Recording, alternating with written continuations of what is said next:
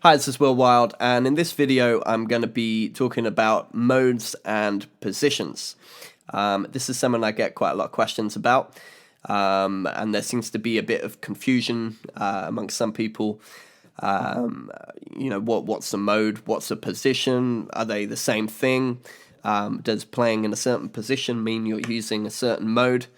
So I'm going to be trying to clear up some of these questions for you in this video.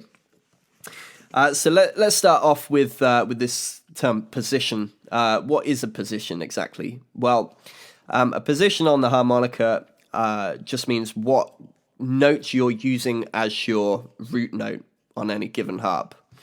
What key you're playing the harp in. So on a C harp, first position would be C. Doesn't matter if you're playing C major, C minor. If you're playing C on a C harp, that's first position. Second position would be G, which just means your root note is in drawer 2. Playing second position doesn't mean you have to be playing blues or have to be playing major or minor. You can play any type of scale in any position.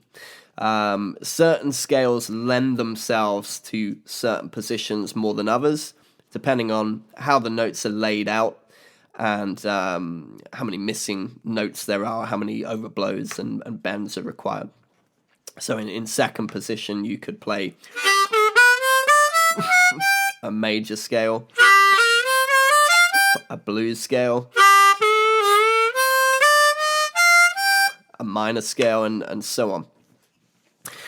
So third position would be D on a C harp, and that word position is actually referring to the circle of fifths. So if you find C on the circle of fifths, you count back one space for second position, another space for third position, another space for fourth, another for fifth, and so on. So there's 12 positions in total.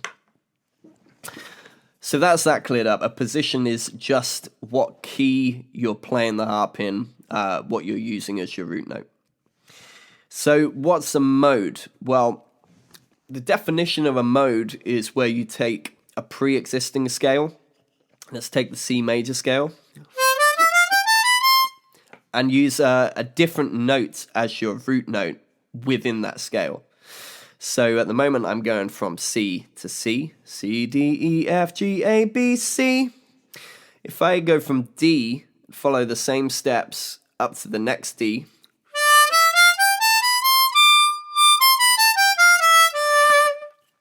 That gives me the first mode of the major scale. That's the Dorian mode.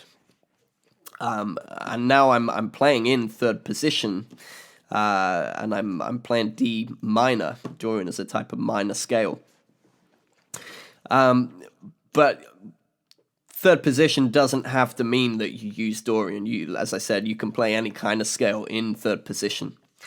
It just lends itself very nicely to Dorian because all the notes are laid out there for you. So there are 7 modes of the major scale, depending on which of the 7 notes you choose to start on. If you start on A, which is the draw 3 whole step bend,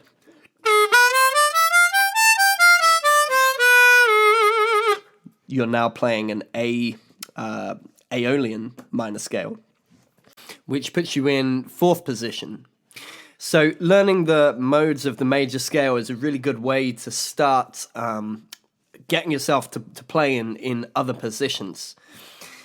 So I'm going to be doing a series of videos over the next few weeks, looking at a different mode in each one. I probably won't do all 7 of them, but certainly the main ones that I use. I'm going to start with the C major scale next week.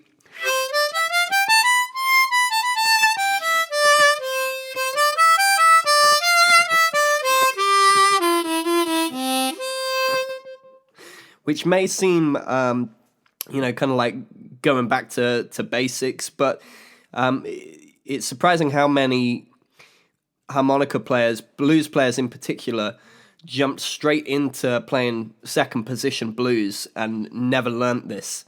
The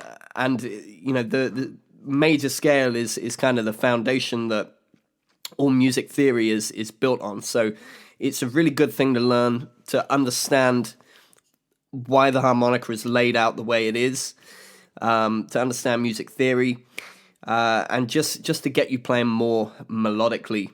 And of course, you get the modes of the major scale kind of thrown in for free just by learning this one scale. So look out for that.